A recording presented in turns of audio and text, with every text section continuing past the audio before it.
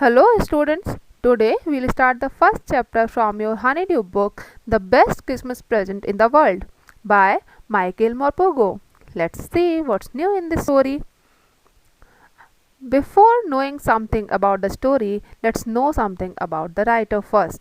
So, Michael Morpurgo is an English author, poet and playwright. He was born on 5th October 1943 in England. About his notable works, he is known best for children's novels such as War Horse, published in 1982, and Magical Storytelling, and so many other stories also. So children, this is all about the writer. Now let's continue the story. About the introduction of the story is about a person who gets a letter, and after reading this letter he wants to hand over this letter to the relevant person whose name is Connie Macpherson in this chapter. So children, the story starts with when the narrator enters into a junk shop and he found a roll top desk there, and then he decided to buy it, and he bought it and then kept it in his workroom. There he tried to repair it on Christmas Eve, and when he was repairing it there was a letter he found, and it was written by Jim Macpherson to his wife Connie Macpherson, and then he decides to give this letter back to its right owner. Now what happens with him there, what is written in the letter, what will be happen next, we'll all discover these things in this interesting story. Now let's forward. Let's start with some new words.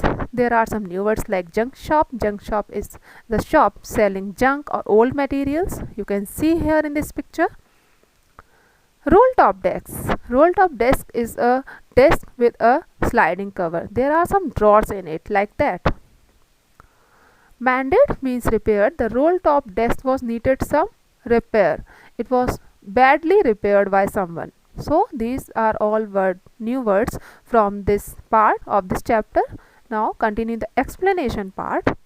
So the story starts as, I spotted it in a junk shop in Bridport, a roll top desk.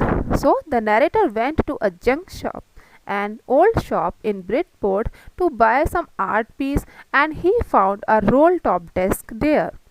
The man said it was early 19th century and oak. And then the owner of the shop informed the narrator that the desk was belonged to 19th century and it was made up from the wood of oak tree. I had wanted one, but they were far too expensive. The author wanted to buy another one, but they were out of his reach as they were very costly. This one was in a bad condition, the roll top in several pieces, one leg clumsily mended, scotch mark all around one side. And this roll top desk was not so costly, but it was not in good condition. There were pieces in this desk, and its one leg was repaired awkwardly. It was not properly repaired. It was not looking attractive. There were some burn marks at one side of this desk also, but because it was cheaper than other ones, the author decided to buy it. It was going for very little money. I thought I could restore it. So the author thought that because it was cheaper, so he decided that he'll buy it and then he'll repair it by himself. It would be a risk, a challenge, but I had to have it. And he decided to buy it, but there was some fear in his mind that it will prove a risk for him to buy or purchase this desk, because it will be a challenge for him, because it was in bad condition with water and fire damage, and if he could not repair it properly, then it would be a loss for him. So he was thinking it would be a risk to him to buy this desk. But I paid the man and brought it back to my workroom at the back of the garage. But because he was prepared his mind to buy it, so he paid the money to the shop owner for this desk, and then he brought this desk back to his home and he kept it in his workroom that was situated at the back side of his car shed, means garage. I began work on it on Christmas Eve, and then he decided to repair it on Christmas Eve. I removed the roll top completely and pulled out the drawers. When he was repairing it, he removed the upper side of the roll top desk and then he also pulled out all the drawers from there. The veneer had lifted almost everywhere. When he was repairing it, he noticed that the Sanmaika that was fixed upon this desk, it was needed some repair because it was badly repaired by someone. Now the author thought it looked like water damage to me, and the author thought at that time that the desk is repaired, the desk is damaged due to water and fire. Both fire and water had clearly taken their toll on this desk. Taking their toll means to damaged. So he found that this desk is totally damaged by fire and water. And now when he was trying to open the last drawer, it was not opening. The last drawer was stuck fast. It was shut tight. So he was unable to open it.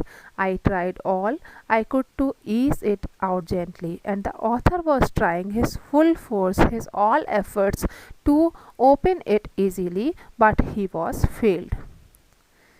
In the end, I used brute force.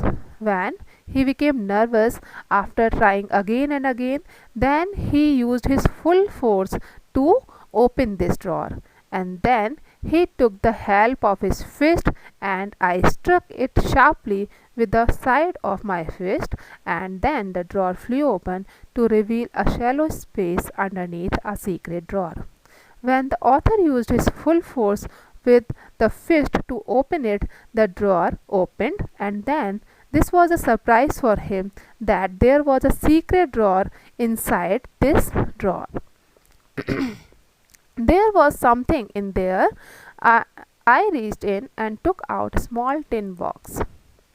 When he was found that there was something kept in this secret drawer, he was searching for it, and then he found that there was a black colored small tin box was kept there. Sellotaped to the top of it was a piece of lined notepaper. And what did he find? There was a notepaper which was fixed with the sellotape on the top of this box and written on it in shaky handwriting. And something was written upon this notepaper with trembled handwriting. Jim's last letter, received January 25, 1915. And what was written upon it? It was written that Jim's last letter, received January 25, 1915, means this was the Jim's last letter which was received by the right owner of this desk on 25th January 1915. And there was a last wish written upon it, to be buried with me when the time comes. Means the right owner of this desk wanted to be buried this letter with her dead body when she was died. I knew as I did it that it was wrong of me to open the box, though the writer or the narrator knew that to open someone's thing without taking his permission is wrong. But curiosity got the better of my scruples. Scruples means a feeling when we do something wrong and we hesitate. So at that time the author was feeling the same.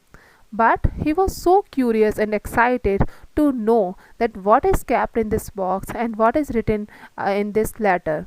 So his curiosity won over the feeling of his hesitation at that time.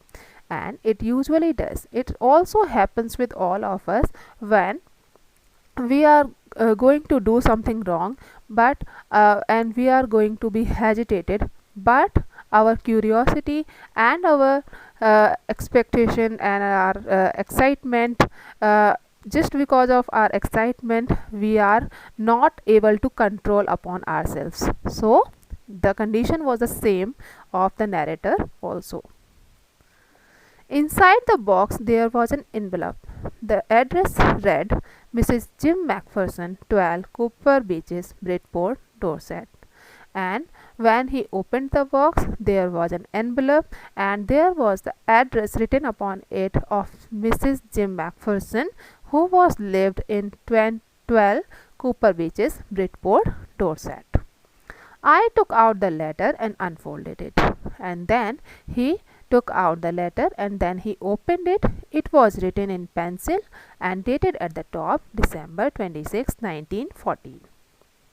And now when he opened this letter he found that it was written with the pencil and there was the date written upon it, 26 December 1914, means the letter was written on 26 December 1914, means the next day of Christmas, and it was found by it was received by its receiver on 25th January 1915, means 1 month later after writing it. So, after getting this letter, what were the thoughts that came in the narrator's mind? What would be happened with him? All these things we will discuss in the part 2nd and 3rd of the story. Hope the first part of the story is clear to all children. Now, let's move to summary. The narrator of the story went to a junk shop and purchased a roll-top desk which was in bad condition.